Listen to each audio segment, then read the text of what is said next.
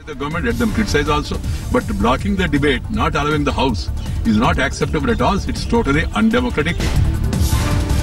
BSP अध्यक्ष मायावती की मांग, देश हित में जवाब दे प्रधानमंत्री।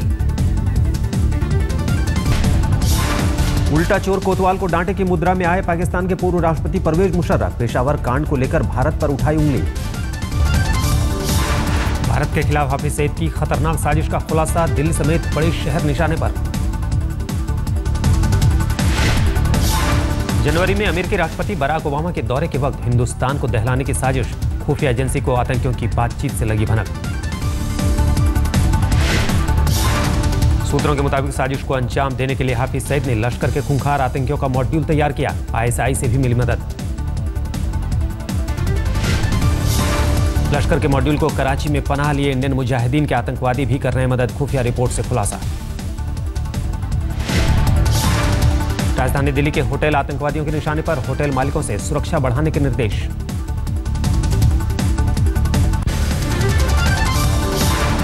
खुफिया रिपोर्ट के बाद गृह मंत्रालय ने जारी किया निर्देश, दिल्ली मुंबई के बड़े होटलों को सतर्कता बरतने के निर्देश। मुंबई और दिल्ली के पुलिस कमिश्नर को शहर के 5 सितारा होटलों की सुरक्षा पर निगरानी रखने का निर्देश। गृह मंत्रालय का निर्देश, प्रमुख शहरों के बड़े मॉल और शॉपिंग कॉम्प्लेक्स पर 31 जनवरी तक कड़ी चौकसी बरती जाए। आतंकी हमले के खतरे को देखते हुए स्कूलों में बढ़ाई गई सुरक्षा, सरहद पर भी चौकसी। पेशावर में सर्वदलीय बैठक के बाद बोले नवाज शरीफ, कहा आखिरी आतंकी के खात्मे तक जारी रहेगी जंग। इस जंग को उस वक्त तक जारी रखेंगे जब तक हमारी सरजमीन पर एक भी दहशतगर्द बाकी है। नवाज शरीफ ने पेशावर में आतंकी हमले को बताया कायराना हरकत, कहा कोई अच्छा या बुरा तालिबान नहीं होता। पेशावर हमले के बाद पाकिस्तान ने फांसी पर से हटाई रोक, आज आतंक के गुनहगारों को हुई फांसी। सियासी जमातों के नुमाइंदों पर मुश्तमिल एक कमेटी वज़ीर दाखिला चौधरी निसार अली खान की क़यादत में 7 दिन के अंदर अंदर नेशनल प्लान ऑफ एक्शन तैयार करे। आतंक फैलाने के आरोप में पाक जेलों में बंद हैं करीब 1000 अपराधी। आतंकवाद के खिलाफ जंग में शरीफ के साथ इमरान खान, इस्लामाबाद में धरने का कार्यक्रम स्थगित किया। एक नेशनल प्लान जो सब ओन करेंगे, हम सब जितनी भी पॉलिटिकल पार्टीज है उसको ओन करेंगी, फौज उसका हिस्सा होगी, सारा मुल्क मिलकर फैसला अज़म करेगा कि हमने इसको। मासूमों के खून से खेलने वाले खौफनाक आतंकियों की सामने आई तस्वीर, तहरीक तालिबान ने जारी की सभी की तस्वीरें।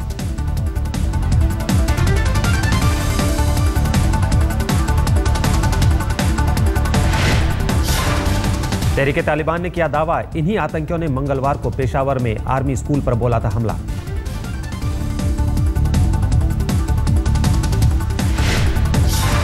तहरीक तालिबान ने एक बार फिर कहा, हमने आर्मी स्कूल पर हमला कर पाक फौज से लिया बदला।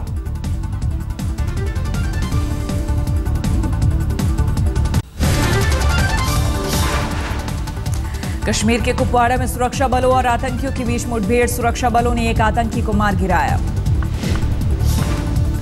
कुपवाड़ा के सुलकोट गांव में हुई थी मुठभेड़, आतंकी खबर पर जब सुरक्षा बल के जवान गांव पहुंचे तो उन पर आतंकियों ने की फायरिंग। जयललिता की जमानत 4 महीने के लिए बढ़ी, सुप्रीम कोर्ट ने कर्नाटक हाई कोर्ट से रोजाना सुनवाई के लिए भी कहा। सतीश धवन सेंटर से लॉन्च किया गया JSLV Mark 3, मानव को अंतरिक्ष में भेजने की तैयारी का भी परीक्षण।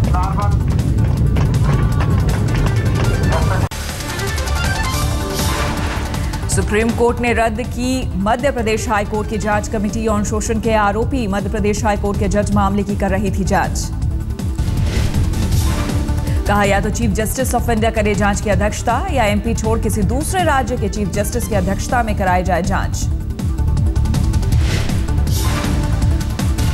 मराठी और पिछड़े मुस्लिमों को 16% आरक्षण पर बॉम्बे हाई कोर्ट की रोक हटाने से सुप्रीम कोर्ट का इनकार, महाराष्ट्र सरकार की याचिका खारिज की। एलायंस ने चुकाया तेल कंपनियों का पैसा, स्पाइस जेट की उड़ानें हुई बहाल।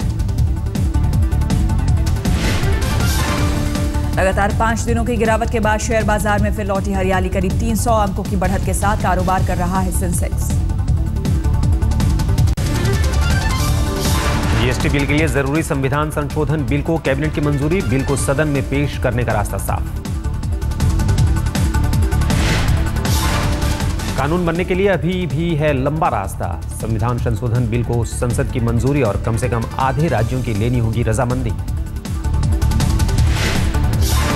आर्थिक सुधारों की दिशा में और टैक्स प्रणाली को सरल बनाने की दिशा में बड़ा कदम। अलग अलग टैक्स के बजाय सिर्फ केंद्र लगाएगा टैक्स। राज्यों के विरोध के बावजूद जीएसटी के दायरे में पेट्रोलियम प्रोडक्ट, लेकिन 3 साल तक टैक्स लगाने का हक राज्यों के पास। ललित नारायण मिश्र हत्याकांड में आज सुनवाई जाएगी सजा। 4 मुजरिमों को सजा। करीब 40 साल बाद हुआ केस का फैसला।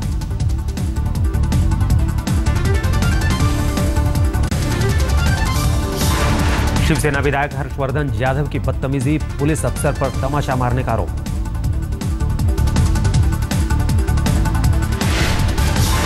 शिवसेना सुप्रीमो उद्धव ठाकरे की सुरक्षा में तैनात थे पराग यादव। घटना के वक्त होटल के एक कमरे में मीटिंग कर रहे थे उद्धव। पराग यादव का आरोप, कमरे में जबरन घुसने से रोकने पर विधायक ने जड़ा थप्पड़। सोनेगांव थाने में केस दर्ज। महाराष्ट्र में केंद्रीय टीम ने 14 जिलों में लिया सूखे का जायजा। मुख्यमंत्री ने की राष्ट्रीय आपदा घोषित करने की अपील।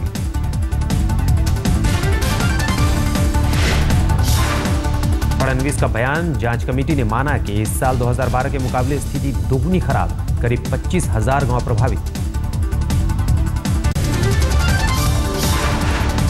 झारखंड और जम्मू कश्मीर में आज चुनाव प्रचार का आखिरी दिन। कल गोड्डा और दुमका की रैली में राहुल गांधी ने साधा बीजेपी पर निशाना। अच्छे दिन आएंगे, अच्छे दिन आएंगे। किसके लिए अच्छे दिन आएंगे आप उनसे पूछिए।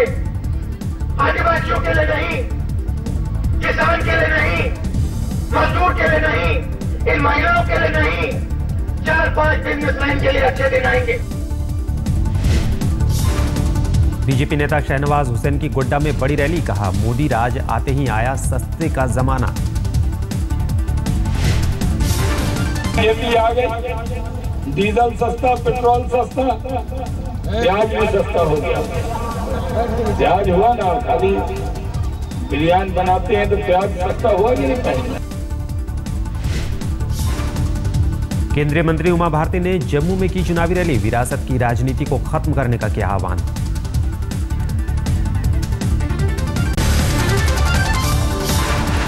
मुंबई के भांडुप इलाके में बीती रात एक बार में ग्राहक ने मैनेजर को मारी गोली। शराब परोसने को लेकर हुई कहासुनी पर चली गोली। घायल मैनेजर अस्पताल में भर्ती। गोली मारने के बाद ग्राहक फरार। पुलिस के मुताबिक आरोपी हमलावर पहले भी हत्या के आरोप में काट चुका है सजा। पुलिस को उसकी तलाश।